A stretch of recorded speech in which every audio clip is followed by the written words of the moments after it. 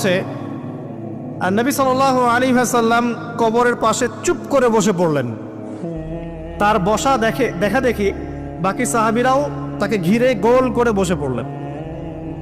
তারা বলছেন আমরা এমনভাবে এখানে বসেছিলাম যেন আমাদের মাথার উপরে পাখি এসে বসতে পারে, চুপচাপ, কোনো নড়াচড়া নাই। দেখেন রাসূলের সাথে বসার সুন্নত, দেখেন কোরআন এবং হাদিসের মাহফিলে বসার কিন্তু সুন্নত আছে।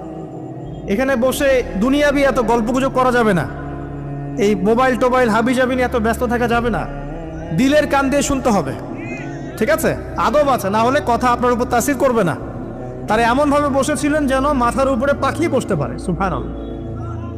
এবার নবী করিম সাল্লাল্লাহু আলাইহি ওয়াসাল্লাম বলছেন যে যখন মাইয়েতকে কবরে শোয়ানো হয় তখন সে